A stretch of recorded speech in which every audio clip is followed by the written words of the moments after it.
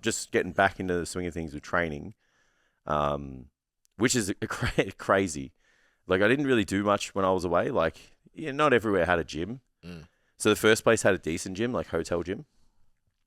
So I trained 4 days in a row because I knew I wasn't going to train all upper body, of course. And then, I went a week without training, and then I trained that was when we got COVID. And then, like nothing much. I remember the last day we left, I was feeling all right. So I just did this huge arm pump before I left. Was it Saturday? Saturday night I think it was something like that, yeah. And then, I had this great ambition to go to Bali and visit the gyms and shit. Yeah. And then I just got there and I was like, I just don't give a fuck. I just lay on the beach. Yeah, I went to, where did I go? I just went to some normal gym. Yeah. It wasn't one that I had to travel half an hour there and back. I was like, I just don't fucking care enough to to do that. And then I think I just went once and I was just like, just get huge when I get home. Check the box. Yeah, I'll just get huge when I get home. Yeah. Oh yeah, sorry though. Because we stayed in the villa. So we stayed in a villa, which I really enjoyed. Have you ever done that before? No. Can recommend.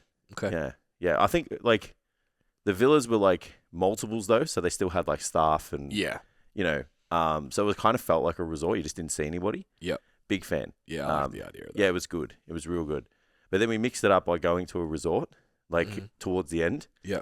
So that was cool. Obviously, people watching and it's just a different type of I guess service as well. Yeah. But that had a gym.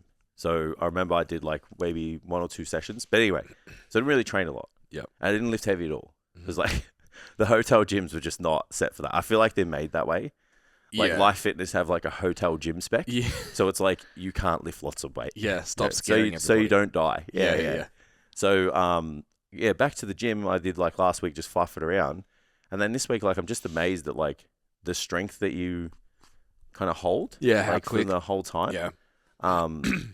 But I think that maybe that's I guess a manifestation of lots of time, right? Yeah. Because you don't really lose the longer you've been doing it, the longer it hangs. Right? Yeah, that's it. I've never looked into the hard numbers or hard information on how quickly the strength goes. Yeah. We talk about the muscle atrophy and shit. Yeah. And it's this game of obviously growth and breakdown or whatever. But yeah, I don't really know the hard numbers of if you don't lift for a period of time, you just don't. I think you lose the strength. Your program's predominantly lower skill based as well. Yeah. So I think if you came back and wanted to barbell squat. Yeah, maybe. That the gap's bigger. Yeah, absolutely. Just everything feels clunky because the skill falls off much faster than potential strength. But fucking get another leg extension. Dusted off the dumbbells and dumbbell rack and did some presses. Yeah, I saw 50s going up. Yeah, it was pretty easy. It did look. I had to get gym superiority back. Oh, who challenged you? Just, how dare they? Yeah, saw a thing, and I'm like, it's my gym. Okay. You know how you need to create enemies to for you to train hard? Yeah, so that's all I did. Chase people, yeah. Yeah, I was just it's personal. I hate this guy.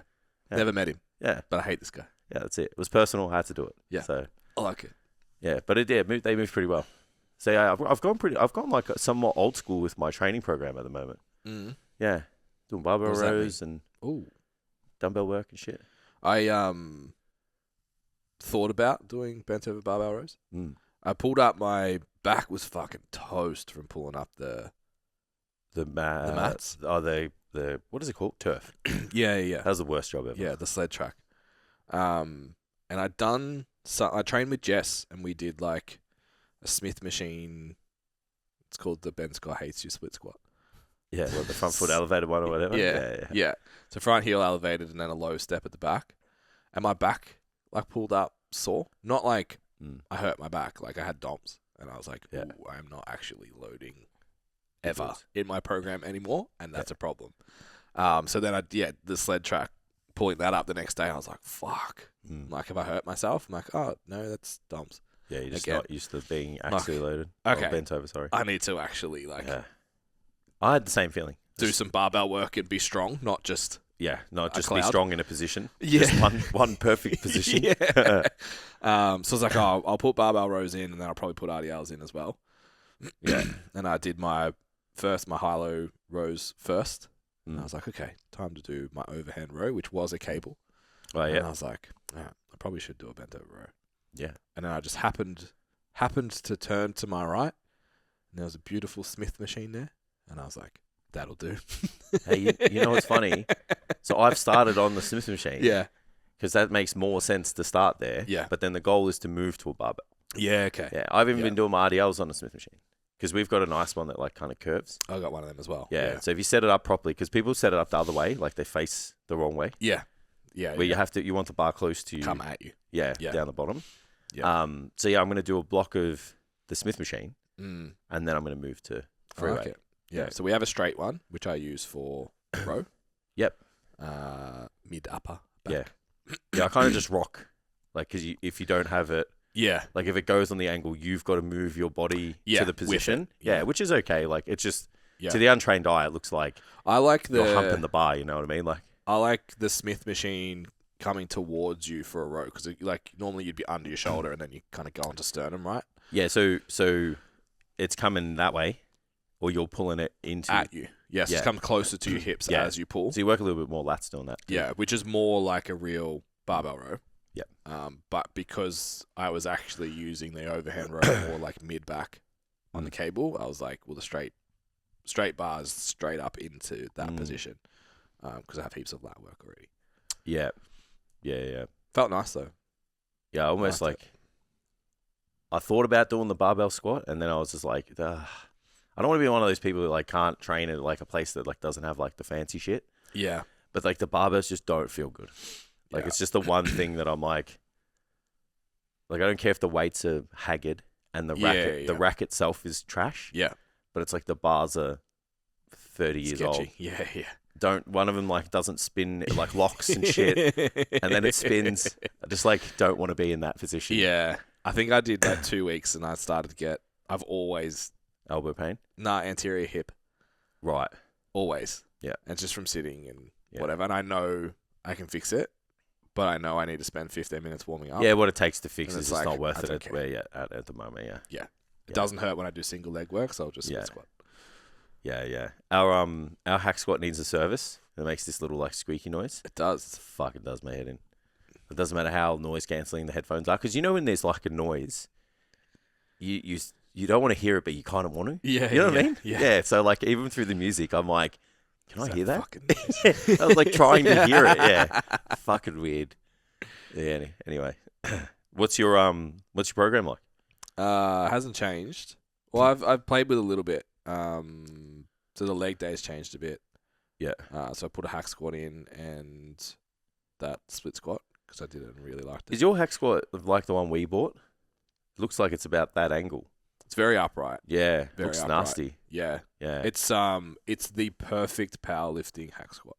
Yeah, because you get deep knee flexion. And where it's sticky is Yeah. where you stick on a barbell. Well, about 2 inches up off full knee flexion. Yeah. Yeah. So like as you go through parallel, it's like, oh fuck, I'm gonna die, and then I'm okay. Yeah. A bodybuilder would reverse band that. Yeah. Well, and that's that's like, well, it's not right at the bottom. Oh, okay. You can 'Cause kind of the one come we out have, okay. The one we have is like, Yeah. So it's like At the bottom. if you go to a powerlifting meet, you'll see them like hit the bottom, drive, and then just like it's like they hit a fucking a brick wall on the way up. That's where it sucks. So it doesn't actually feel like doesn't feel shitty on your joints. yeah, it's just challenging the muscle. Yeah, right? it's not like I'm deep in the full stretch and now it's real hard, and like I think the Cybex is like that, right? Like real hard out of the very bottom. Yeah. So it's not like that. Yeah. The only thing I don't like about it is there's nothing.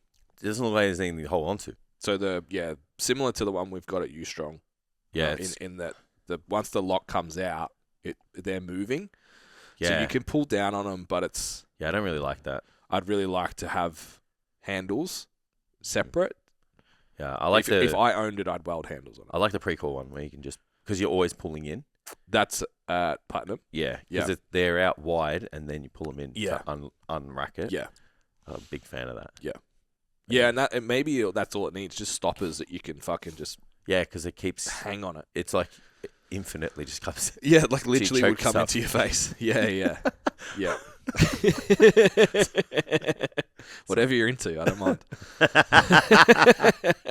So it's bad girls, hack squat, lying leg curl, split squat is my leg day. It's the bad girls abduction. When you open up, Of course, yeah. Yeah. Yeah, that's good. My leg day hasn't changed forever because it's just like it's perfect. Yeah. I have the perfect leg day. Did you know? So I do adductions, Mm-hmm. and I'll superset that with calf press. Yep. And then Probably should do some calves. Yeah. Then I do 2 sets of lying leg curls, Mm-hmm. just 2, not hard ones. Mm-hmm. And then I hack squat, Mm-hmm. and then I do a superset of seated leg curls and leg extensions. Yeah, nice. It's the perfect leg day. Yeah. Come at me, bro. Yeah. You could probably argue that you could put, a lunge in there or a split squat or something, but bodybuild, bro. Yeah, I think I need the split stance for life at the moment. Yeah. Just for I've been doing I did some hinges as well, at the end. Because I figure like, I know if you wanted to maximize that movement and the stimulus and blah, blah, blah, you put it at the start. But for me, because I haven't done the loading, the posterior loading, I was like, if I do it at the end of the session, I'll lift less weight. Yeah, and you're maximally warm. Yeah, and I'll lift less weight. So I was like, I'm not here to make this movement like the heaviest, hardest thing. Yeah. I'm here to make sure I move properly first. Yeah. I'll move it up like maybe next block or something. I want to try my leg curls before the hack. I got 4 sets though. Yeah. It's like my primary hamstring. Yeah, only seated leg curl, only lying leg curl to like almost like get the quads a bit stretched. Yeah. For something else. hack squat. Yeah. Like I don't do them to get the hamstring short and shit. Like, yeah. I feel like the leg curl, the seated leg curl, like it doesn't get it short, but it like just trains the hamstring enough to like, stimulate it to. Our seated one's pretty mid. Oh really? Yeah, we have the Life Fitness one, the hammer strength one. It's like seated hamstring is the one. most challenging. I think even thinking about to build it, you need so much adjustability for it to be good for everyone. Absolutely. So it's just like, remember the one at Good Life, man? The MacGyver shit that we used to try to do to make that thing work. The fixed shin pad. Yeah. Worst thing ever. We used to have to put like 3 mats in there. Yeah. And just fixed it. Even we were doing it with our clients. I remember one of my clients was like, am I supposed to not be able to feel my feet? I'm like, oh, absolutely not. It's like, we'll take a few of those mats out. Yeah. It's definitely a hard exercise. It's a hard, like, you got to find your right machines to set up the machine for. Yeah. The hammer strength one's elite. Yeah, I like the hammer strength one. Yeah, it's that's the most adjustable one I've used. There's probably ones out there that are equally as good. The Atlantis have a good one too. Of course, but you're never gonna fucking. And who's got that? $20,000. I was gonna say who's got a $20,000 seated hamstring sitting in there? $20,000. Yeah. I think Australian Strength Performance. Is that what it's called? Yeah, ASP. Yeah, Brunswick has one. It's good.